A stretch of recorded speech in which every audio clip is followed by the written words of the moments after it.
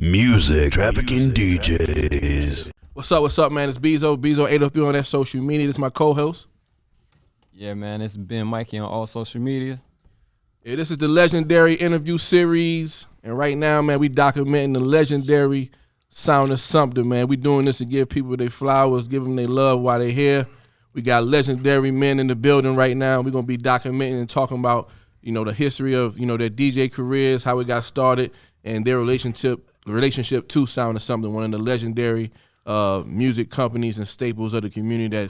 That's physical building is no longer here, but we got these gentlemen here that helped build that place, and we're going to talk about it today. So how y'all doing, fellas?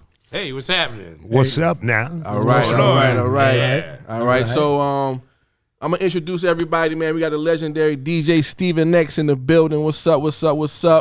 We got the legendary DJ Effect in the building, legendary DJ Al in the building, and the legendary DJ J-Boy. What's up, man? We here. So we're going to start this thing off right. I wasn't there. I wasn't even alive when this thing started. So I'm going to just be kind of chiming in and narrating this thing, me and Ben Mikey. We're going to start off with Steven X because he got the longest history with the company.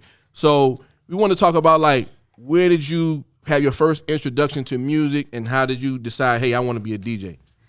Well, it started in the Boogie Down Bronx in 1976. Okay. And I used to want to be a DJ, but the only thing I would do back then was just watch the DJs, which was the legendary Africa Bambaataa and the Zulu Nation. Okay. And Grand Wizard Theodore. Gotcha.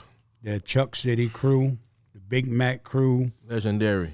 Yeah. That's Okay. that's the ones that started it. The L Brothers off of Jerome Avenue. Mm. And I started out as a record boy. I used to pass Africa Bambaataa his records. A record boy. Give me scratching. They don't know nothing about that, man. Can't stop. They know about Serato and all. They pick the laptop up. I still and get you all gone. my stuff. Yeah. All right, that's dope, man. So you when did you get to South Carolina? I came here in 78, 79. And when you got here, you just immediately went into DJing. How tell that story? When I came here, I had already started DJing up there. Okay. And when I came here, I started DJing and renting some speakers from the Sound of Sumter. Me and my brother. We was called Brothers P. Okay. For Brothers Pinckney's, but it was Brothers P, me and my brother. And we used to go to Jenkins Center and stuff like that, Bernie Circle, and we used to DJ in there in Southside Gym. Gotcha. And we used to rent the equipment from Sound of Sumter. And what happened was how I got hooked up with the Sound of Sumter. One night, me and DJ AJ, we was at Cookie's place downtown. And Levi came in there one Saturday night, and he was looking around. He was like, hey, you. I said, yeah. He said, come here. I went over there. He was like, y'all doing anything tonight? I was like, no. He said, I got a gig in Lucknow and Bishopville. I know about Lucknow. Right. So he was like, Way out there. Right. Yeah. So he was like, Ladzina Prescott. Yeah. So she was like, we got a gig out there, man, and I'm looking for a DJ. You want to go? So I looked at Andre. I said, what are we doing? Andre said, cool. So we went up there. And by that time, Levi introduced us to Miss Ladzina Prescott and told her, who we was, and we was from New York and this and that. And Levi drove that New York thing to the ground. But guess what? It made us. Right. Because everybody thought that, short shot crew from New York City. They thought we just flew in here. Right. And that's how I got with the Sound of Sumter. Ever since then, he would get bookings, and he was like, they want y'all back. So we started playing for Levi, and that's how I got in the Sound of Sumter. So first of all, big shout Levi, founder and owner. He gave us his blessing to talk about this. He said he didn't want to be on the camera and all that. Right, yeah. How Levi get it, but it's all good, man. This actually his grandson right here for everybody who don't know who's watching. Yes, yeah. But going back to the story, so name some of the clubs that you was DJing at back then in Sumter.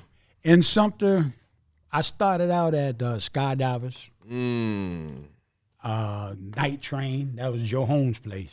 Okay. Out North Main. Big shout Joe Holmes. We got to get him on here. Oh, yeah. Joe Holmes, that was pretty much, in Sumter, that was pretty much it. Night Train. Oh, 362 Club on Madden Avenue. Gotcha. So how much was the DJ getting paid back then? Back then, I was making like $50 to $75. Okay, good. $50 Okay. to $75. And that's what year? What year you talking about? That's 78, 79. That's before we got with the Sound of Something. Okay. And that was decent money because, I mean, you go in there and play for a couple of hours and, Right. you know, $50 back then. Oh, yeah. I just needed a pair of sneakers. Gotcha. You know what I'm saying? I Gotcha. just needed some pocket change. What kind of sneakers you was rocking back then, man? 69. What's that? I don't know. I'm lost on that. Hold on. Pro Kids. I got you. With the stripes I'm focused now. 69s. I'm focused now. Or the Pro Kids. Okay. The Pumas, the Adidas, suede. Back then they were suede. We ain't do the Gotcha. the Adidas Right, leather right. till later. So you're at Sound of Sumter at this point. What's a typical day like? You know, what do you do? What do you what's your job?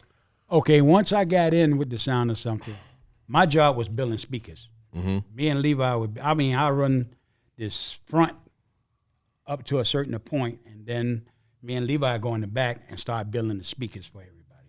Okay. So it was me and Levi in the back, and then later on, you know, that's when Al came about, and then Al was running the front. You know, Al started running the front. Okay. So what year that transition happened where DJ Al, my pops, came in the picture? That was somewhere around, I want to say, 80. What was it? 80. And I met y'all guys like in the last summer, right around the summer of '84. Right. Okay. Yeah. Right. So- That's so- on yeah. 80. Right. Yeah, summer now- '84. So we at the point now where you came down. Levi met you at the spot, put Right. you on. You running Sound of Something, helping him out, and then my dad comes in '84. But we got to take it back for my dad to where what was your introduction to music, and what made you say, "Hey, I want to be a DJ and take it serious"? Well, like I'm gonna tell y'all a funny story. When I was in New York around 11, 8, 9, 10, 11 years old, and I used to be in the house in the back room, and I used to be drawing comic book characters. I had my own comic book characters and stuff like that. But then it led into what you might call an addictive habit. And then when my mom and my dad saw that me trying to live the so-called superhero life and not really paying attention to what's really going on around me, I was getting into fights at school and trying to be a superhero this, superhero that, and then I wasn't doing my work at school. I would spend more time drawing and making up my own characters. So they took all the stuff away from me, trashed it. I had nothing. Took all my comics, got rid of them, all my drawings, got rid of them, everything. So the only thing left was me and a little 8-track radio I had in my room, and I started listening to BLS. That's when I got to know Frankie Crocker and whoever was on back then. I know Frankie Crocker was the main person I would listen to. He came on from 4 to 8 every day, Frankie Crocker. Then you had WKTU 92. Yeah, with Roscoe. So that's when I started getting into all those guys. But then, moving on from there, and listening to them mix on the weekends and everything, and then coming down here, and I met Steve and saw him actually doing the stuff that I was hearing on the radio. Because, I saw a couple of DJs in New York do it, but it was just like in passing. Like I might be at a park and see somebody doing it, or it was a guy in my building who did it, but I wasn't allowed to go to his house because he was hustling. He had an apartment full of equipment, but he was hustling, so I wasn't allowed to go there. But to see somebody actually do it, that's when I met Steve, see him actually doing it. Mixing, throwing the records on, back spinning, doing nothing, doing all the fancy Steve, stuff. you was doing it like that? And And that's what caught me. And then after that, I just couldn't help but to come visit Steve every day. I guess he was like, "Oh shit, here come Al." but I couldn't help it because I was fascinated by being next to somebody that could do all that stuff. All the stuff that I saw people do from a distance, I actually saw somebody that could actually do all the stuff. And then when I started being around Sound of Something, sort of building their own speakers, because like Levi could build the speakers you would see in New York at a park, like the big 18s and the 15s and the big giant horns, because these people did come in there and order that kind of stuff. J-Boy had the pressure cookers. Yeah. What's a pressure cooker real quick, dude? Man, it was some special speakers. It was some special speakers that Levi built for me, man. He built. Hey, man, he came to.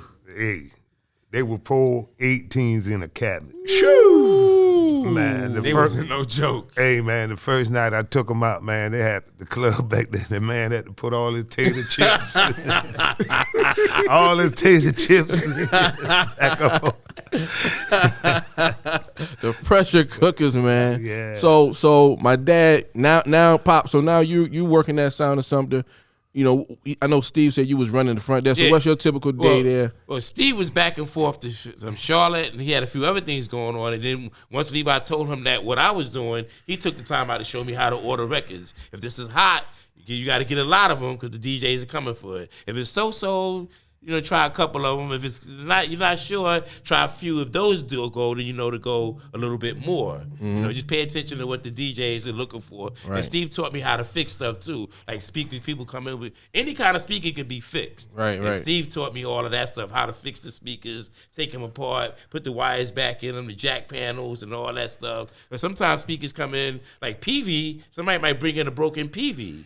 But Steve showed me how to go in there and fix it, because that's what we did. Even if it wasn't a Sound of Something built speaker, which of course was the easiest to fix, Steve taught me how to fix all the other speakers. But one thing I learned from Steve is how to make sure that sound was right. You gotta have the sound right when you DJing. That's the EQ, the crystal clear. You can't be out there distorting and all that stuff. Steve taught me how the amp's supposed to blink. Yeah. Blink. Always blink. If they lock up, something's going to go wrong. He said you can hear when they lock up because your sound is starting distorted. And then a lot of DJs that was around at the time, I was admiring the way they was mixing, but Steve taught me how to take the mix and bring it in nice and smooth. There's the way you take it in, and there's the way you take it out. So the crowd won't even know the record changed. Gotcha. So were you one of the first, going back to Steve, like you was one of the first, would you say one of the first guys that was really mixing like that, or? I'm going to tell you a story. Skydiver, when he saw you keep back queuing. When I first moved down here, right, I had my 2 turntables, and I had a little mixer. I didn't even have headphones. It didn't even have a spot for your headphones. I call it a surprise mix. You just guess where it's at. But anyway, I got down here, and we set up at Southside Gym. I'm out there, I'm jamming. I'm backspin, bam, bam, bam.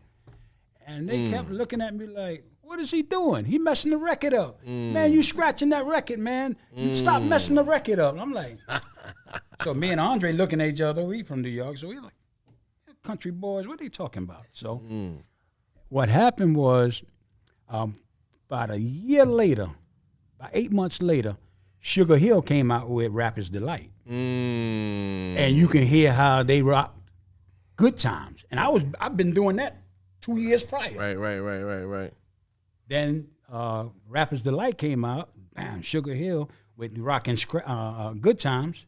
So then they started catching on to what I was doing. And then Kim Tim III came out with Fatback. Got you. Yeah, a lot of people don't know about Kim Tim III. You just put me on. I got to look that up. Look it up.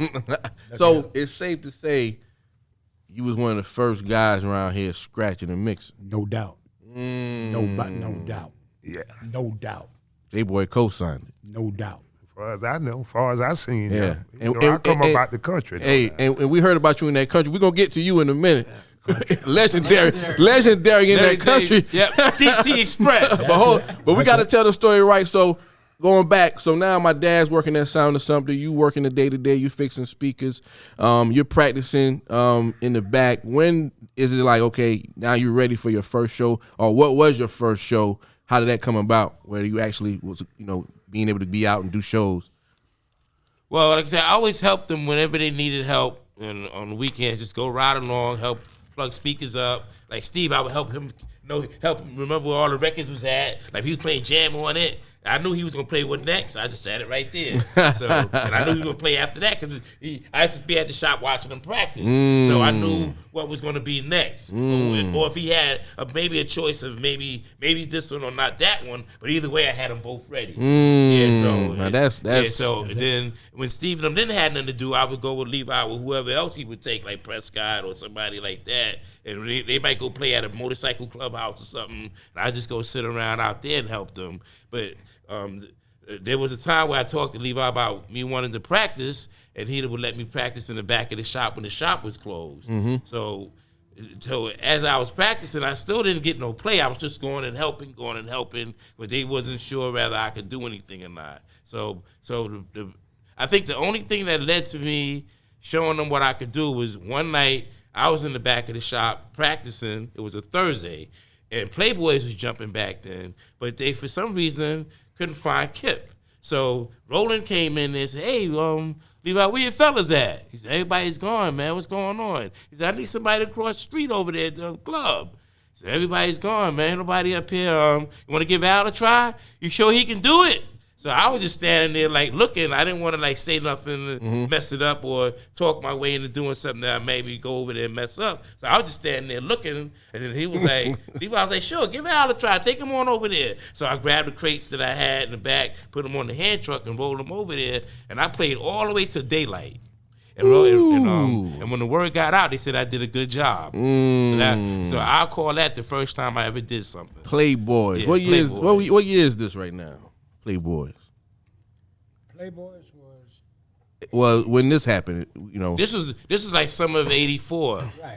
summer of '85. This was summer of '85, summer of '85. so that was like one of the premier spots in the city, or that was big time. They was open 7 days a week. Ooh, They had 7 days DJs a from week. Thursday to Sunday, and Thursday was their heaviest night at that time. Okay.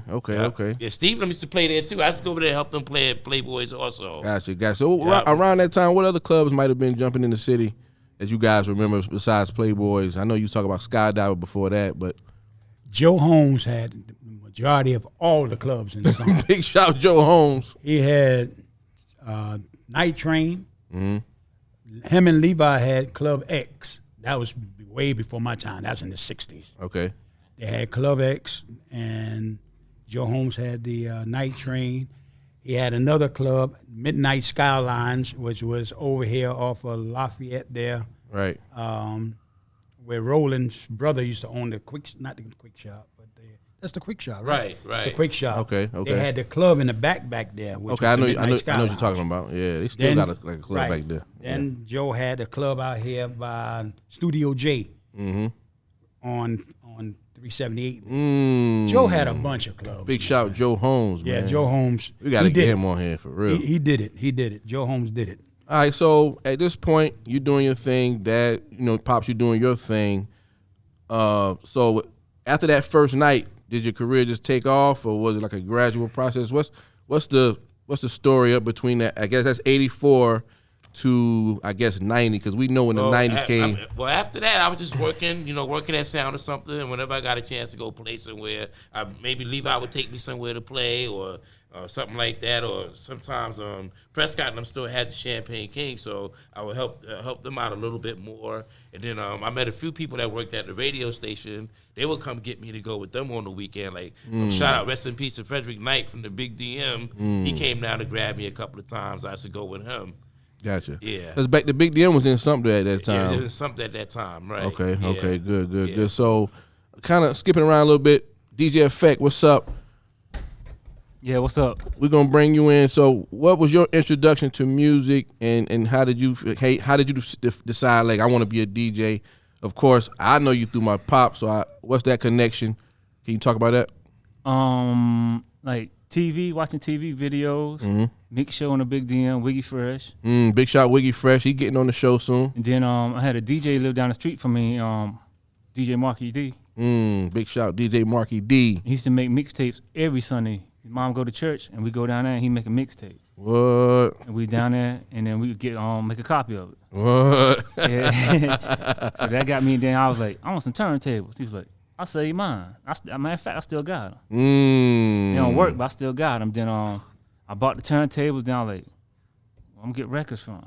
You know, Camelot, in the mall was, they wasn't hitting on nothing. I found out about Sound or Something. That's where I met Al at. And then they had records. They had equipment. You can buy equipment. You can rent equipment. That was the spot. I couldn't get there. I ride my bicycle there, man, all the way from North Main. Dang. I go there, buy some records, and go back home and mess with them, put them on the turntables. That's all, and play with them. Wow, man, that's legendary. So when did you feel like you was taking it serious to where this is all I'm gonna do, or this is the main thing I'm gonna do at that point? And also 2-part question, like when did you and my dad start working together? I'm pretty sure he saw you coming in and renting equipment and stuff, but when did you guys start working together? So tell that story. Well, first when I got hold to a car, that what changed everything. I got hold to a car. Then I was in high school. People on like parties and stuff. We started doing parties like around Sumter High, Hillcrest. We was around that area. Then they had a bunch of stuff going back then. Teen club, the skating ring, all kind of stuff going. All you had to do is go to Sound or Something and stand in there. Somebody was coming in for a DJ. Hey, that's dope, hey, right man, there. I'm telling you, after I get out of work, I'll go stand in there. And I'll say, "That's DJ right there." What? Hey. So it's a Friday night. You don't got to gig. You go stand in Sound or Something. Something gonna come through for you, probably. Something. Hey, just go. All you gotta do is go stand in Sound or Something. Somebody come through looking for a DJ. That's legendary, man. I'm telling you, that was the spot. That's legendary. If we wasn't DJing or nothing, like they had Levi had a big board on the front side of the soda machine where everybody put their flyers at. I like every weekend, like if I wasn't DJing, I'll go by there just to go by there to look at the flyers, see where I want to go tonight. You know, they don't know social media and that stuff back then. Yeah. You got to go by Sound or Something, look at the board and see what's going on back there. Me and Adam went through there one night looking like, where we gonna go? Man, I ain't going home. We go by there. Joe Holmes out there looking at the board. So we know, a lot of people know, I know. So when the connection happened with you and my dad, where y'all start working together? Well, back then I like. It wasn't nothing you can like look on YouTube and somebody teach you how to mix and nothing like that. And I was like, come by the house, man. I'll show you how to mix, man. How you make the beats lock in. Say, I'll do the beats lock in. They don't come off of nothing. I'm trying to play the whole record, and nothing come off. How you do that? See, the beats per minute, man. He said certain ones gonna mix, and you gotta slow it down, speed it up, match the beats. So he showed me how to do that. After then, I started doing stuff. Then hooked me with radio show at Morris College. And okay. Did that for Big a little shot while. Morris College. Then turn around. Then I used to ride with Adam to all kind of clubs, all kind of places. Winsboro, I don't know where we was going. I had to jump in the car with him. Got you. Then after a while, he was with him and Soul Doctor. Soul Doctor was Jackie on the Robinson, right? Soul Doctor. Okay. Then one day I was going with him, and Jackie said, "I'm getting old, man." He said, "Get you a van or something, man."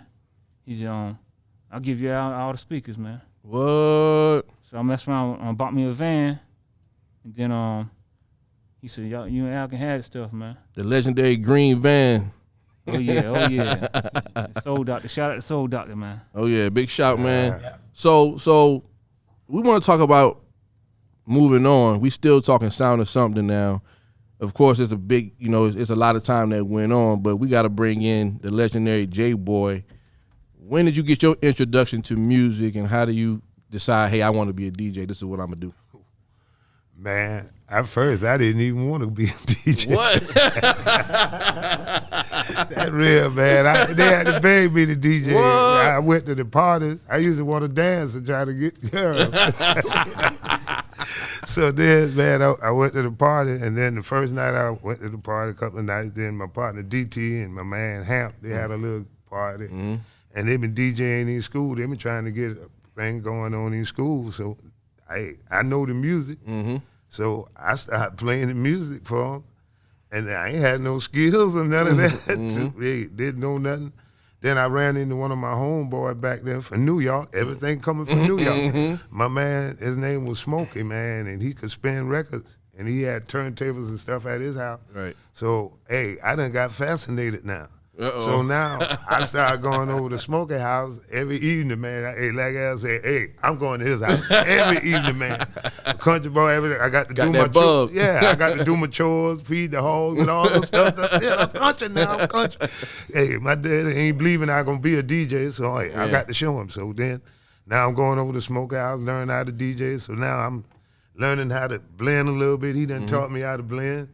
Now, hey, I'm learning how to mix a little bit. Now, here come the next lesson, the scratching part. Oh, so now I learned the scratching part. So then we put up a little disco called DT Express. Me and my partner, Big David disco. And then here comes, hey, Levi.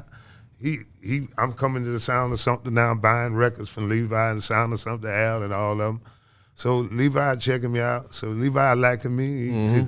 He said, hey, man, Levi did Blue Thunder. I'm coming on Blue Thunder. I'm coming on the second album.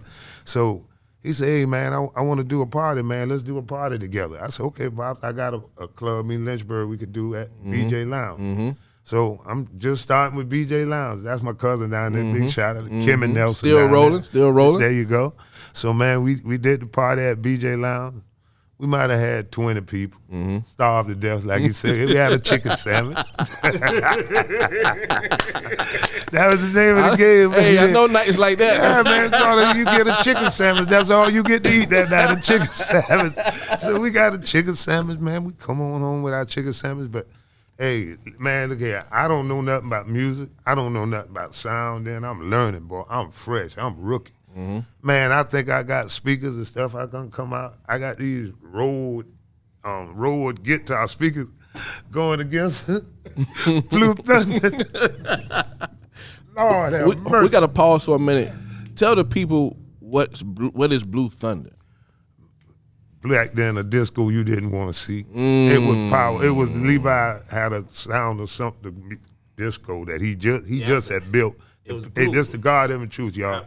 The paint was fresh, wet. The paint he made had dried on it yet. And he brought it out, boy, and oh God, we finished drying it on my behind. But that was everything I learned. Yeah. I learned about music and everything. And he said, hey, man, look at here. I see something in you. I like the way you spin the music and you serious about it. And he said, hey, man, I want to give you a chance. I want you to promote my speakers and play my speakers. And I want you to care. And I jump. I'm shocked. I'm like, man, I'm old country boy, man. Levi want me to play his speakers? Whoa. I couldn't believe it, man. So then I started playing Levi's speakers. Hey, next thing you know, things start blowing up and start getting better. And hey, I'm coming up out that country. I'm wild and crazy. But here go the thing. Everybody thinking I'm from New York. But the people who know me know I'm country, but I'm going to these other places. Right. And they like Timorsville, Florence, and I'm on that end. They thinking I'm from the city. So I'm letting it flow. So then things start blowing up. And still, like I say, with the Sound of Something. So how I managed to get in the Sound of Something is just that way right there, man. Through by Levi, and then me by coming in, buying music, and then later on, hey, Levi came to me again. He said, hey, man, I'm getting a little older. You want to take the business? And hey, I did it. And it was perfect timing because I was getting ready to get out of DJing because I've done did everything I wanted to do in DJ. I've been done had fun, man. I had fun. And, hey, I set goals, and thank God I was able to get them goals. I wanted to be on the radio station. I wanted to be on TV at least one time. I did everything I wanted to do. And I didn't want to stay out here and get stale. And I was able to draw a crowd without a pencil like they used to say in the day. So I was blessed, man, and I wanted to walk out, and Levi blessed me again, man. So J-Boy, man, let's talk about, your career back then. Name some of the clubs that you was hitting hard. I heard the stories. They say put your name on the flyer, the whole state coming out, all these stories. Tell us about some of that, man. Man, I was just blessed, man. I got in one of a good spot. You know, BJ Lounge was one of the biggest clubs, and I was able to get in there, man, in the right time. But I had to put in my part. Man, he wouldn't give me no night, man. He gave me the worst night. Yeah. You know, when I first started, man, the man gave me Sunday nights was the best night back then. He had a good little Sunday night, but man, he gave me a Thursday night, man. And nothing ain't been happening on Thursday night, man. Right. I was going down there, man, just playing and then playing. So, man, then I asked him for a Friday night. He didn't have nothing going on Friday night neither. So what I did, me and my man DT, we came up with an idea. We started throwing drunk parties.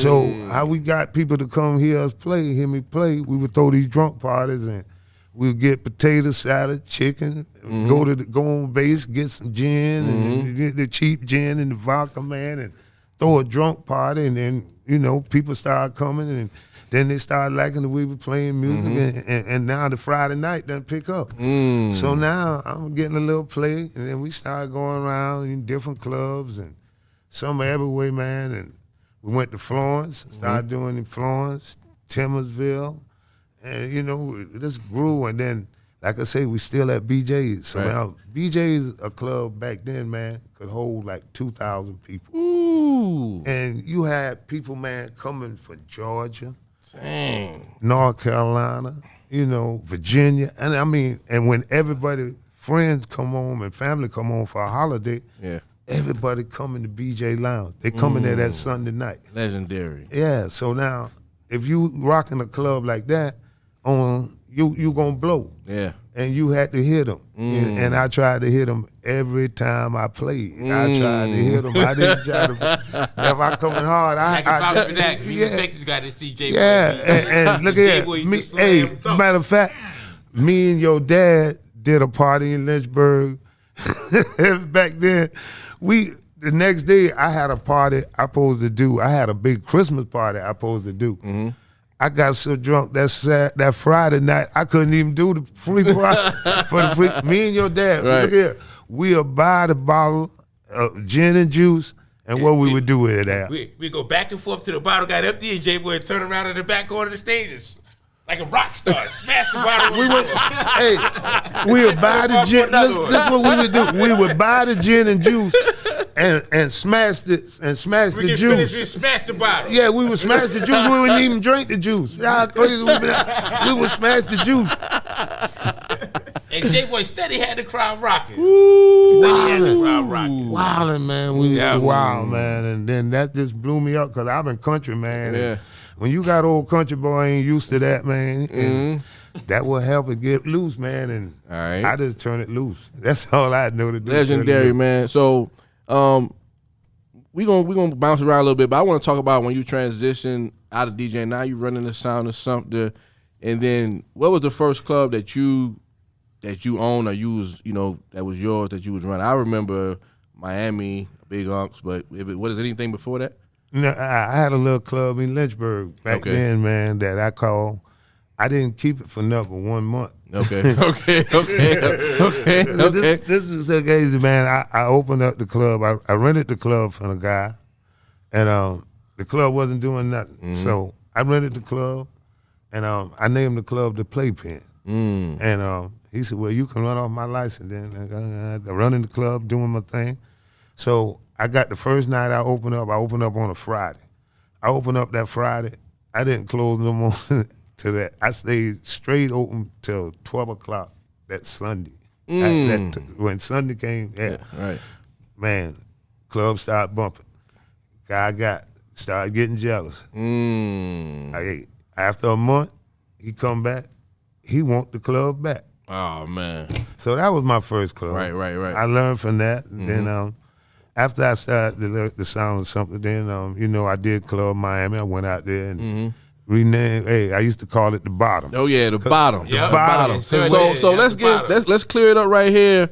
The name, the Bottom, legendary J-Boy.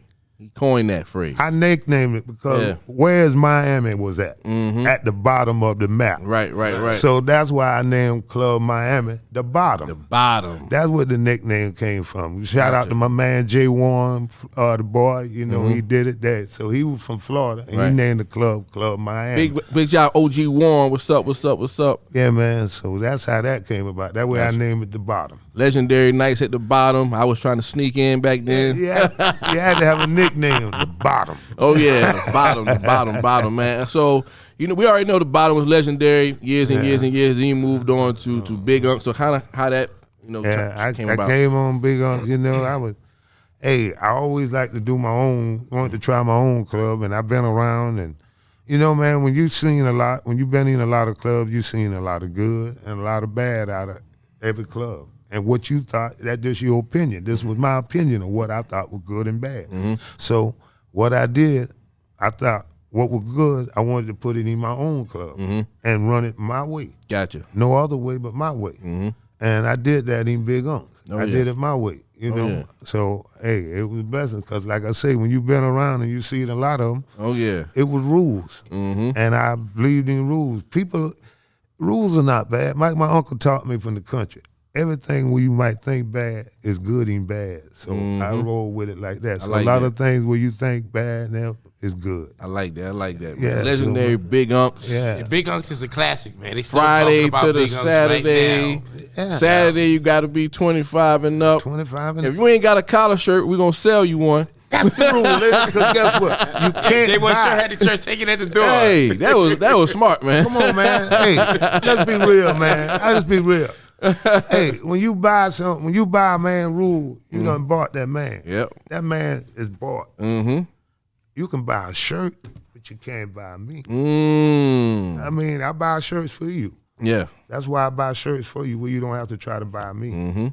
Yeah. I like that, man. Yeah, I man. like that. I like that. All money ain't good money. As you can say that again, man. Yeah, so man. we gonna bounce around a little bit. Let's go back. I want to talk about, and we're gonna start with Stephen X, DJ Stephen X. We're gonna talk about the 90s, man. Sounding something, the 90s, the clubs, the whatever money y'all was making back then, the trends, what was going on. So what was your experience DJing in the 90s, DJ Stephen X?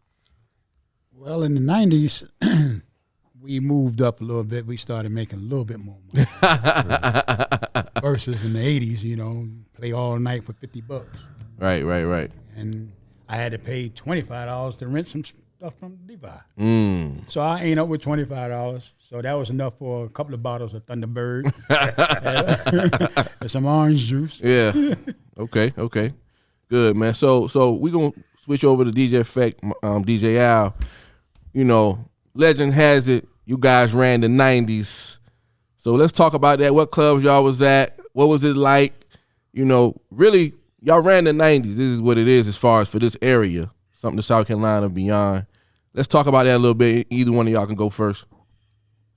Well, one thing I enjoyed that me and Effect did in the 90s, what I really enjoyed that we did in the 90s, was how we were so aggressive about how we promoted ourselves. And J-Boy can vouch for that. Putting those flyers up was a job. But once you got into it and you wanted to do it, it was nothing to it. Me and Effect would hang up posters all night long. Like one night, me and Effect caught up with each other. It was kind of late. And Effect was like, man, it's too late to get flyers. Everything closed. I said, nah, man, you got Kinko's in Columbia. They 24 hours. So we went to Kinko's. Some dude was up there. He hooked us up with all kinds of flyers. And by the time we came back and we put up flyers all night. That's how persistent we were. We were about to call it a day. So we can't do nothing. Staples is about to close. Blah blah blah. So go to Kinko's on 2 nights. It's 24 hours. Oh, they did. Yeah. They Then get it. I'm gonna tell you something else that me and Effect that we really that inspired us. J-Boy and 3Ts. Because what J-Boy and 3Ts would do would be like, look, they would go to the club and say, look, give us 60% of the door, half of the door, and we just build it. Rather we come once a month or every now and then. That we do all the footwork, we get them in there, as long as y'all give us the fair share of the door. So that inspired me and Effect to go to places like Jiggers, which is one of our main spots back then. And we would get Thursdays out there and get the same deal J-Boy would get. And then, but we had to bust our behinds advertising. We had to put flyers up from here to who knows where. We go to Camden, Bishopville, little trailer parks, little gas stations. Everywhere. Yeah, everywhere. We leave at 9 o'clock at night in Sumter. We gotta come back at 4 or 5 in the morning. We went to King Street. I'm talking everywhere. Bishopville, everywhere. Yeah. That's that old school promoting. And one time, we said we got juggers. And we got Thursday nights. We locked that in. Every Thursday was us. So me and Al made a mixtape. So we went to let's make a mixtape and talk about the club all through and see what happens. So we made a mixtape and we went down to Gable, the Big Daddies. Put some give some cassettes away. Next Thursday, see Gable in the building, so you know it worked. Yeah, sure did. Yeah. So promoting via the mixtape, J-Boy, you know, he gave the game as far as asking for that percentage off the door. Yeah. So DJs, you know, I'm gonna just leave it at that. You know, you can't get what you want. Try to work. Be a businessman. You are a businessman. Let me get something off that door. But J-Boy gave you a route as far as, you know, promoting, and then y'all, you know, beating the streets down. I still do that today, learning from my dad in effect. So at that point, you decided to do a mixtape. It worked. Would you guys say you was the first ones promoting that way through a mixtape? Yeah, as far as I know. Yeah, because I know J-Boy called me. He said, I had to listen to the mixtape to find your number. Yeah. You know, you know. That's legendary, man. And you know, from probably not as much now, but I remember like people passing out mixtape CDs, promoting all the DJs, man. So all this stuff is coming from the foundation, which is Sound of Sumter. All these careers spawn from that. Legendary. Been able to provide for your families, raise your children, and just, you know, create, you know, a legacy. Yeah. And that's why we documenting this today, man. And we want to really big you guys up. Like I said, you guys are libraries. All these stories y'all telling, we had to let the world see this stuff. And I know y'all still got millions of stories to tell, but we just capturing what we can capture today or whatever. So I thank y'all for coming out. We still got, you know, a couple more questions to ask at that point. Go back to my dad. So the 90s is here, and you're working at Sound of Sumter. When did you decide, hey, it's time for me to do my own thing? And, you know, that's when the Music Hut was born. Well, first of all, I'd like to give a big thanks to my man Steven X for bringing me on. You know, he gave me a chance. I was a little teenager, little snotty-nosed teenager. You know, he gave me a chance. You know, he didn't have to do it, but he did. So big thank you to Steve. And a double thank you to Levi for believing in Steve, because Steve was like, look, he's a little backwards, but we get him in there. You know, we get him in there. Just let him hang out. He ain't going to do nothing to hurt us. He's a little slow. We'll get him in there. And so big shout out to Levi. Thank you for everything that he did, you know, and everything. So, and so what happened was when Levi was transitioning and J-Boy was transitioning, you know, I was just trying to just doing my own thing. I was inspired by Effect. Effect was doing his own thing. I was inspired by J-Boy. He was doing his own thing. And a bunch of other DJs and other guys I met that were doing their own thing. So I was just out there, you know, just selling out of my car, doing little odds and ends here and there, going to flea markets. I went to flea markets as far as North Carolina, Georgia, just going out, doing little things. And then as time progressed, I decided that, you know, maybe I could keep doing the same thing I was doing at Sound of Sumter, but just do it, you know, a little bit differently. So that's when Al's Music Hut was born. Okay, how long you been in business now? I'm 19 years. 19 years, man. That's to be celebrated. Yeah, we gonna go to DJ Effect. He had that JC World popping off in Manning. Where did that start? Like I said, you a product of Sound of Sumter as well. So when did JC World start? Just tell the story about that, you know, real quick about that. I'm partnered up with Jeff. He worked at the Sound of Sumter. Big shout Jeff Sound of South Carolina. Big shout to Ecstasy Crew. See, first I was at the flea market at Shaw Air Force Base. Okay. I was at there and they had somebody helping me. Then I said, I'll go on the man with Jeff, man. He said, nah, what you gonna do, man? I can't get out there. I said, you know what? You pick everything in the store what you want. You get half of the store, man. I'm gonna leave. You know, I'm gonna pay the month rent, everything. You get it from there. So I got my guy. He could pick his stuff. I'm gonna got whatever he didn't want. And I went to Man with Jeff. That's 2001. We got a building over there, and then My man Carl had Varsity Sports. Big shout, Carl. He furnished some clothes. He furnished the clothes. As soon as we get the clothes in there, somebody busted one out and steal them. Somebody bust them out the window and steal Man in them. South Carolina, what's The up? next thing I know, I looked, found some clothes hanging in the woods. And then finally somebody told who did it, but he been locked up by the time I found out. Yeah. And then me and Jeff, we had that build. So we was like, man, we gotta get out. We gotta get downtown somewhere. So we messed around, found a building down there. Called the man. He said, yeah. So we went downtown, man, and we stayed. I forgot. We stayed there for a minute, man. Make some money, man. Yeah, I remember, man. JC World was that spot, man. Make some money down there. Sold some CDs and music, some clothes and incense. It sounded something inspires, man. Exactly. We even man. give away the Sound of candy. something, We give away the candy and the incense in the bag. Hey, you know you go to Sound of Something to get that candy and incense. I was a kid to grab me a big handful and run in the back real I quick. don't care what you buy from Sound of Sumter. You buy it. You can throw the bag away. I'm saying you be at the club DJing. The record smell like incense, like Sound of Something. They had to make them own. I got a big shout to my dad because he put me on the turntables. He gave me Mary J. Blige's Real Love, and I'm like, what's this? Why he said just keep spinning those back all day. I thought I'm about to be putting records on the joint like I'm seeing everybody else doing. Nah, you gonna play these two records right here till you learn how to spin them back and mix these two records right here. So all day was dunk, dunk, dunk, dunk, dunk, dunk, dunk, and that's how I learned. And give a big shout to J Boy because when I was coming through Sound of Something, whatever I needed, here, what I owe you, nothing. So gave you my start. So I gotta salute that out. Also Effect, same thing, whatever I needed.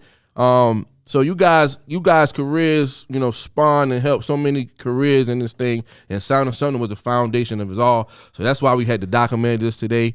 And I want to thank y'all, for coming out and really telling this story. We might have to do a part 2 because I know we really based it around Sound of Something and kind of touched on some of you guys' career. Like my dad, both of y'all, everybody made TV appearances, radio appearances, trips to New York. There's so much we could talk about, but we just want to document, this one. We're going to be doing this show, time and time again. We got 3Ts coming up.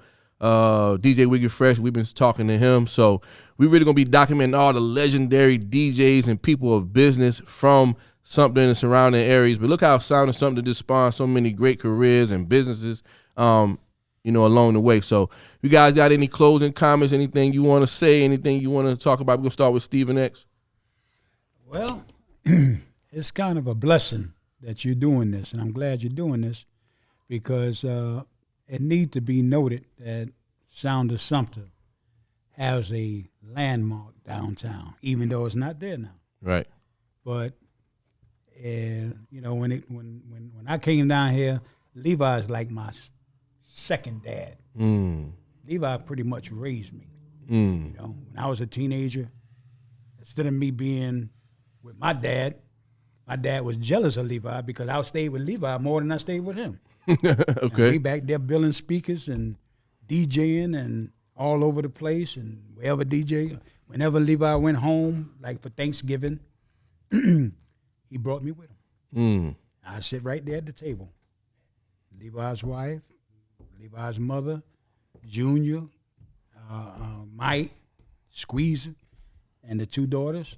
I'm sitting there like I'm family. And he didn't do nothing with too many people from the Sound of Sumter. Right. He brought me in. I was like his son. Gotcha. Let's shout out some of the DJs that was at Sound of Something back then that you can remember. Okay, you got Ronnie. You got Prescott, which is Roller Master. You got Rest in peace. Yeah, Roller. Yeah, rest in peace. We can't forget our rest in peace to Dancing Bear Tyrone. I'm getting ready to say that. Rest in peace to DJ him. Kemp. Rest in peace, DJ Kemp. Just a lot of them gone. Andre DJ Cameo. Yep. G-Man. Yep. Okay. DJ AJ Andre. But he's still here though. But he'll be here. He'll be here in, Yep. on South Side. You got Starfire, Yep. Starfire. Yep. Yeah, Starfire. Yep. Joe Bennett, Yep. Young Blood, Yep. GQ. Yep. Gotcha, yeah. man. Yep. So many, man. Windjammers, that was before my time, but I heard they was a joint. Windjammers, yeah. I heard they was a joint. Jammer Tears down there. Yeah, Jammer Tears up there on Black River Road up there in the country. Yeah. Cool C Disco. Legendary DJs, man. Sound of something, man. Fake, you got any closing comments? And Levi was the man, yo. Yeah. Big shout That's Levi, what I man. Levi, man. Levi started this thing, man. All Yeah. you DJs pay homage. You understand, man, where it started from. You know, even if you don't know, this is what this is about, showing you where it started from, man. So, Pops, what you talking about, Pops? That's Yes, some sir. closing comments? Yeah, we definitely want to say big shout out to Levi Howard Sr. Thank you for everything. Everything you did for us here at the core, as far as the core Sound of Something members and all the DJs that came through Sound of Something throughout the years. I'm telling you, Levi was a major staple in getting them started and keeping them rolling no matter where they came from.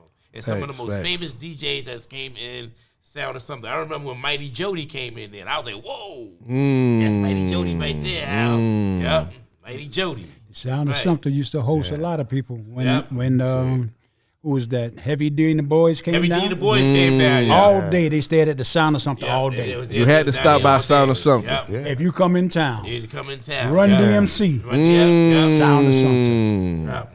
All People of got to them. know that stuff, man. Treacherous 3 and MC, all of them. Right, right right. there, the Sound of Something. Hang out all day. What?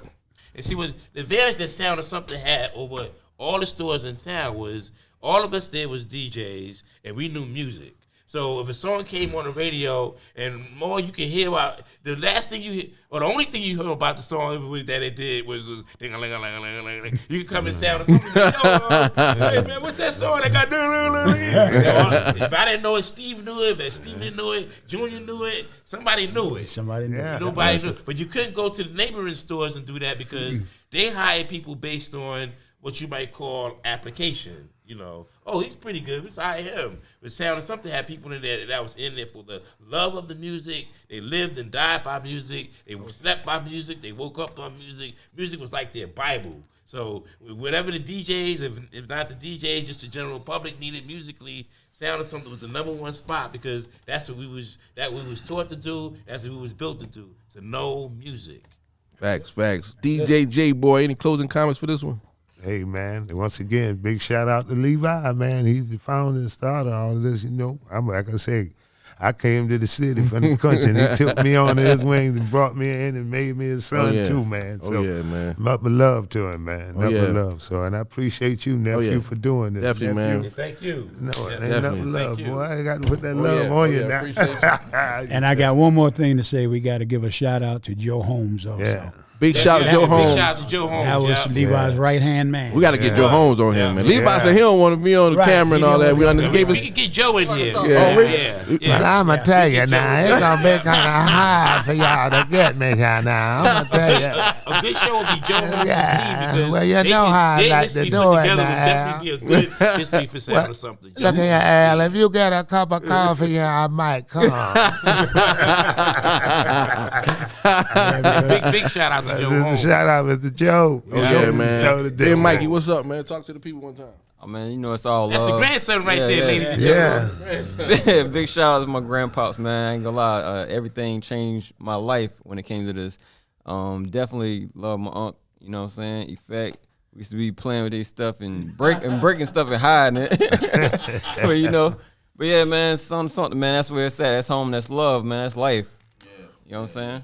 Definitely a staple in the Sumter, South Carolina community. Like I said, we might do a part 2. Who knows? But I thank you guys for coming, taking the time out your busy schedule to, you know, document this. Like I said, you guys are libraries, man, and we got to document this stuff while you're still alive and well. So much blessing to all of you guys. Peace and love and everything you guys doing, your families and all that. Sound of Something, man. That's where it's at, man. DJ Bezo 803 on that social media. That's my host right here. Being Mikey on all social medias. Love y'all. We out. 1. Jesus.